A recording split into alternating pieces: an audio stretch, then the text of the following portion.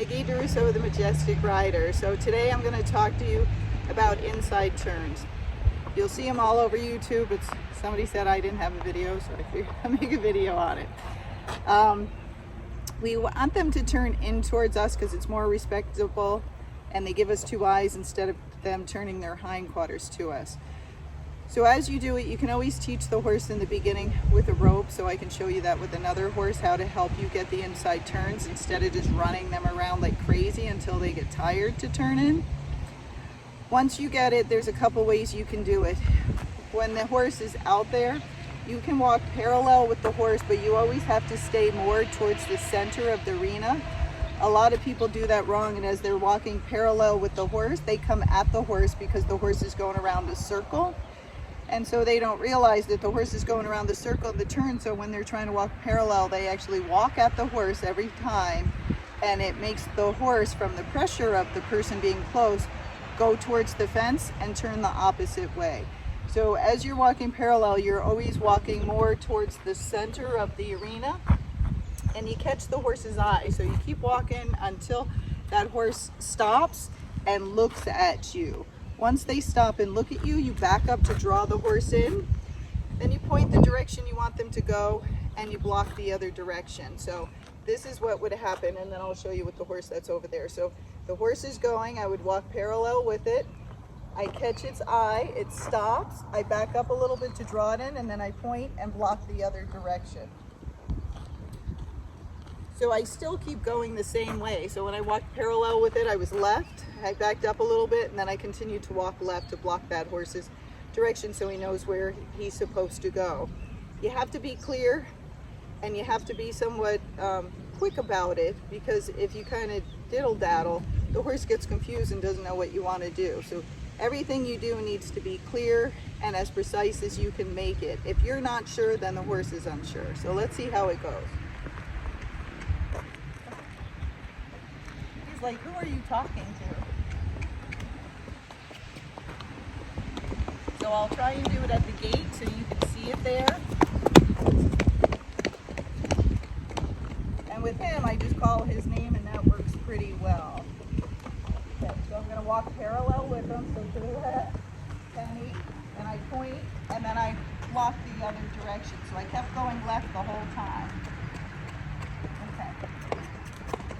So he knows how to do this pretty well, so it doesn't take much. Usually I can just start walking parallel with him, or just call his name, or just back up, and he usually does it. So I'm going to walk parallel with him, Penny. So I didn't even have to back up. So again, as the horse gets to know the routine, you won't have to do much to do it. But in the beginning, you might have to walk the whole pattern. And you always bring your energy down before you want them to turn to make it easier on them in the beginning. So breathe, Penny, point, block the direction you don't want them to go. So again, I kept walking to the left, and I'm staying far away from him. Keep going. If I was to get close to him, like if I walked parallel here and he came around that turn, I'd put more pressure on him, and he more than likely would go into the fence. So let me show you what I'm talking about, and we'll do an outside turn. So I walked parallel, but you're still doing it too well. Good boy. So he did it well, even though I tried to make him do it wrong. So I'll try the other way, because that's his bad eye.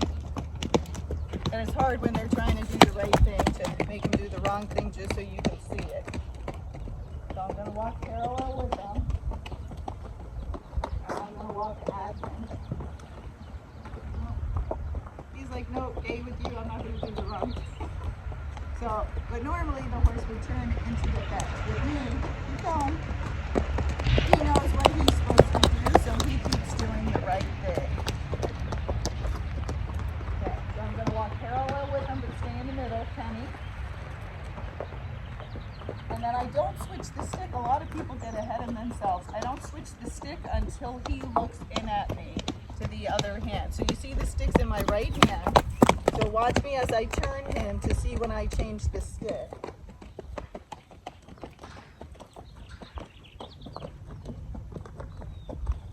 Parallel, Penny.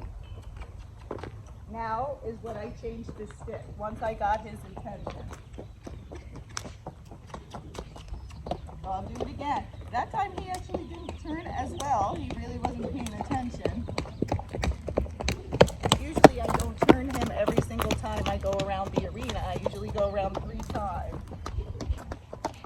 I bring my energy down, tenny, switch to stick, point, keep going that direction. Good boy. Okay, so that's it. That's how I do inside turns. Everybody will put their own little spin on it and do it a little bit differently. And all those things work. And if you're wondering what I'm wearing, it's hot out. So I soak this in water and it evaporates and it actually works pretty well. So you can always soak your shirt if you don't want to do something like this, but it doesn't look real pretty, but it works.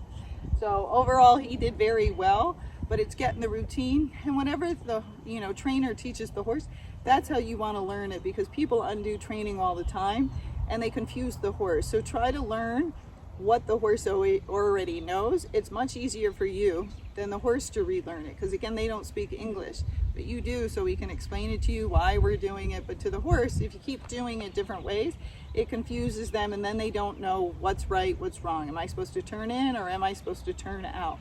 So remember, if you put pressure on the horse, they will move away from pressure and most likely go towards the fence. So if they keep doing that, again, you're probably putting pressure on them by accident. You want to back away from them, and that's how you draw them in, and it takes pressure off, so it makes them turn in and look at you.